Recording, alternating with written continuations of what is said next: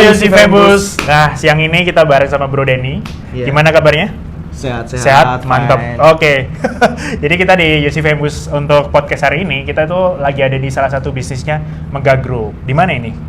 Di Tulungagung, tepatnya Agung. sih di Sumber Gempol ya. Sumber Gempol. Sumber Gempol. Tapi kan ini kita lagi ada di kafe kan? Iya, di kafe salah satu juga anak perusahaan. Anak perusahaan. Wah, ini mantep banget sih. Oke, kita langsung aja ke Bro Denny ya. Gimana? Gimana itu? Pertanyaannya tadi kan kita udah setting.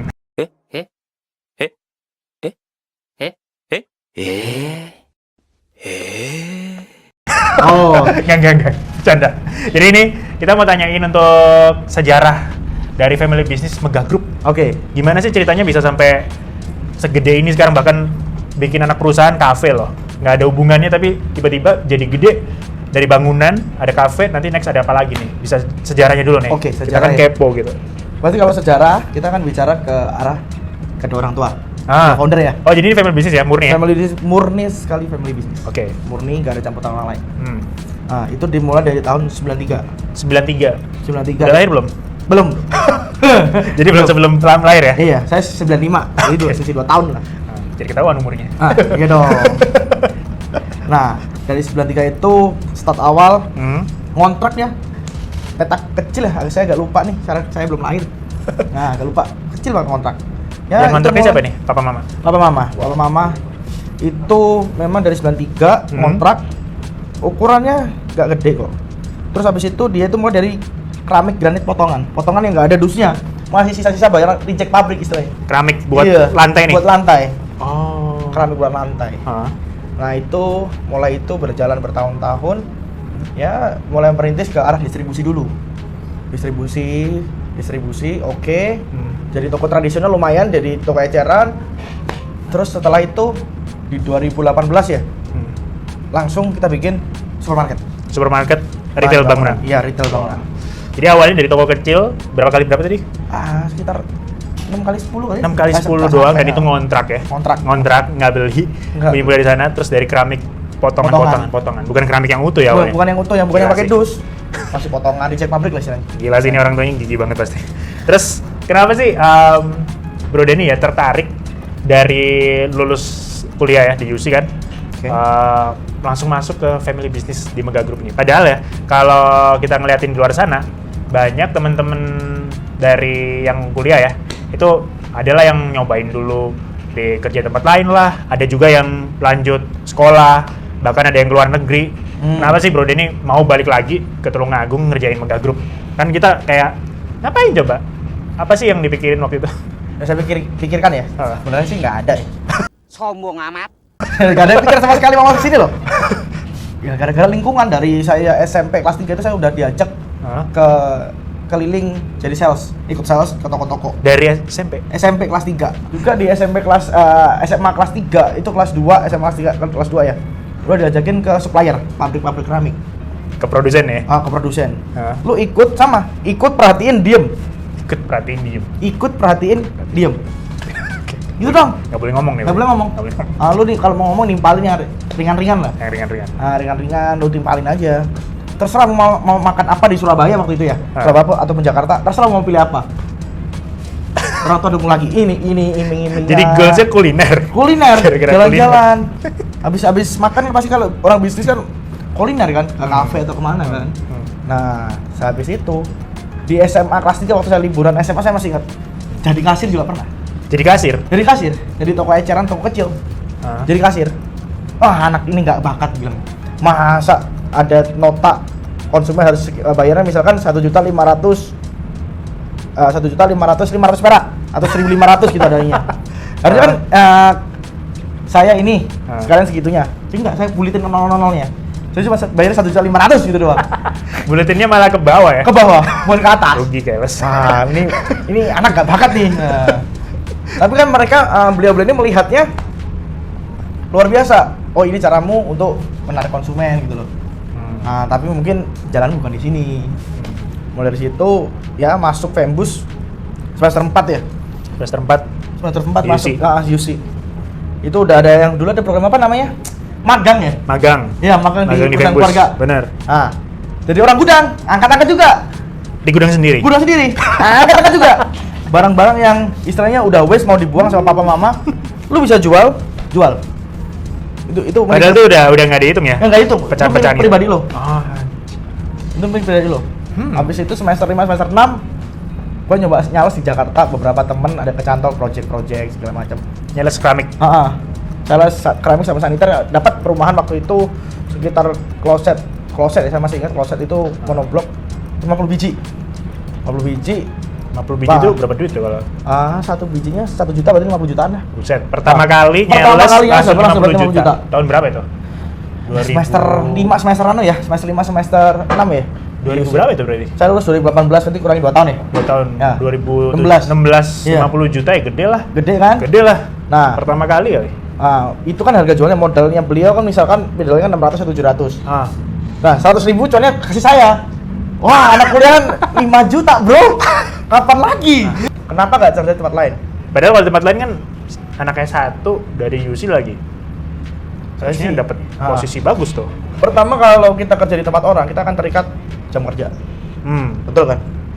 Yang kedua, libur nggak boleh sembarangan. Bang lihat itu. Duit kecil. Maksudnya kecil ini Dibandingin udah ditakar sama mereka. udah ada ukuran Udah porsinya ada ya. ukurannya. Lu segini kerja segini deh. Kalau di keluarga, lu mau duit berapa? Asal mau kerja ya, Asal mau kerja lu. lebih keras ya. Lebih keras. Cerdas juga. Lebih cerdas, keras, dapat dividen. Ya yang terakhir itu kayaknya ini tuh. Bukan. Oke, kalau kita udah ngomongin nanti tentang Fembusnya ya, gimana sih next-nya nih Bro Denny untuk ngelihat keberlanjutan bisnis Bro Denny, strategi-strateginya dengan kekinian gitu? Apa sih yang dilakuin sama saudara-saudara? Kan sekarang Gen 2 adik masuk, ada juga kakak kan? Kakak ada juga. Gimana cara nyimbangin antara keluarga? Ini kan kalau tadi orang tua udah lumayan beres nih ya. Beres. Sekarang dengan saudara-saudara ini kan ada juga mereka yang teman-teman anak Fembus tuh saudaranya banyak, bahkan ada sepupu-sepupu masuk kan. Iya, Itu betul. gimana cara nyimbangin keluarga, sisi kekeluargaan sama sisi bisnis? Oke. Kan kita nggak mungkin kayak sesimpel waktu meeting aja itu kan adik gua gitu. Itu gimana tuh? Gini, Cara caranya kan? cara sehari-harinya. Magic tricknya itu biasanya magic trick gitu. Yang Magic pertama trick. kita harus dapat pengakuan dari orang tua. Oh, saudara yang A atau B ini yang dituakan. Harus ada yang dituakan dulu. Ya. Dalam perusahaan, dalam keluarga itu satu kepala naga. Satu kepala naga, kepala keluarganya satu. Nah, dituakan satu. Oke. Nah, itu memang harus melalui berbagai tes segala macam. Saya juga dites, banyak sekali saya dites. Saya suruh seperti adik saya, hitungan. Saya nggak bisa hitungan. Tapi saya satu yang saya punya, wise. Itu, sabar, wise. Saya punya. Perlu untuk bijak ya. Kita sebagai head ya, untuk dari sisi keluarga maupun bisnis, kita nggak perlu pintar dagang atau apa. Yang penting lu bisa ngatur ritme antar keluarga, bisnis seimbang. Itu balance. Dan lu keluarin potensi-potensi keluarga lu. Seperti si Kevin, analisnya kuat. Gue sebelum pergi supply ke barang, Vin siapin data, gue mau beli ini, budget saya berapa? Ada budget. Barang apa yang lagi enak? Nah, sampai di lokasi kita kan kadang-kadang kalau dulu sama prinsipal supplier di tempat, saya telepon, ini gambling gimana? Itu kan gamblingnya resikonya berapa persen? Saya ngitung. Oh segini nggak mau gambling, jalan ya, jalan. Kita harus penting dulu. Memang sedikit dari profit itu lama, tapi secara untuk kekompakan, kebersamaan, dan ini barang ini oke, itu goalsnya lebih gede. Nah, sama yang saya terapin ya, sebisa berangkat kemana, kerja segala macam untuk cari hidup lebih gede, gue minta restu orang tua. Restu orang tua. Gila, ini nih yang mahal nih. Kalau aku tadi dengerin cerita yang tadi ya, yang kamu ceritain Kevin Bro Denny ya, itu kayak berarti kamu memaksimalkan potensi bisnisnya dia ya sendiri. Iya, daya istri dia secara analisis. Jadi kita waktu bisnis ya tetap kan dia ada ya, tapi kita maksimalin kelebihan dia kan. Iya. Itu yang mungkin bikin happy ya, kayaknya saudara-saudara ya. Saudara-saudara. Oke, terakhir nih Bro Denny, pesen buat teman-teman yang lagi jalanin Fembus, bahkan mungkin ada yang mau ditransisiin ya, mau diberi kepercayaan generasi penerus. Buat teman-teman apa nih pesannya? Beliau berdua ini itu akan selalu jadi oposisi kita. Selalu jadi ide oposisi kita. Ini bukan partai, ini bukan politik ya? Bukan, oposisi. Jadi sebuah ide lu akan dipatahkan mereka. Kelemahan ide lu apa? Ah. Sampai ide lu gak ada kelemahan, beliau akan diam, jalanin. Tapi mereka gak akan bilang, diam. Oke, udah oke, lu jalan. Bener juga ya. Nah, Kadang ada orang tua kan pada titik tertentu diem doang nih. diam doang nih. Kita jadi bingung ngapain nih. Ini iya apa enggak sih kayak gitu? Besok atau lusanya lo Ah. profil lagi maju. Ide saya ada yang lemah lagi nggak, Pak? Mah, ada nggak yang ini lemah lagi? Mungkin ada lubangnya nggak? Nggak ada, jalan aja. Pasti gitu nanti. Nggak bisa 3 hari. Minggu depan, 2 minggu lagi, sampai tembus. Pelan-pelan lu cari momen. Ya kita cari momen ya. Cari momen. Paling titik terendah karena apa ya sama orang tua beda itu apa, terus gimana tips apa ya kalau anak sekarang bilang healingnya gimana? Healingnya, Healingnya karena wah ini kayak nggak pas banget sama mama, terus kayak bolak-balik kayak gitu ya. iya. Ah, Biar nggak patah semangat itu dari gitu. 2018 saya pernah ngalamin tuh titik terendah. Hmm. Bangun supermarket itu nggak gampang karena kita nggak pakai konsultan. Hmm. Nah, pakai cuma Dari nol, bener. dari nol. Itu sama papa itu bertengkar tiap hari itu. Ah. Kalau papa nggak setuju nih, misalnya jam 1 pagi dia nggak setuju nih, Ah. dia kan nyeletuk terus. Saya dibangunin apapun itu bangunin sampai dia puas. Ya kita harus Di rumah. main di rumah. So must go on, man. So must go on. Kita masih muda. Ah. Nah, titik jenuhnya nitip pesan ke saudara-saudara. Bu, udah agak jutek nih sama orang tua nih. Nitip ya, saya kabur dulu 2 hari. Bilangin. Nah, jangan langsung bilang, saya jutek jangan. Ke saudara-saudara. Oh iya juga Yang ya. backup. Iya kalau ngomong jutek ke orang tua, Ya, habis lu, Bro. Bilang ke saudara-saudara. gila pinter banget nih. Nah, lagi jutek nih sama orang tua. Makanya kita butuh saudara di sana. Kadang-kadang buat Juga ya. kita.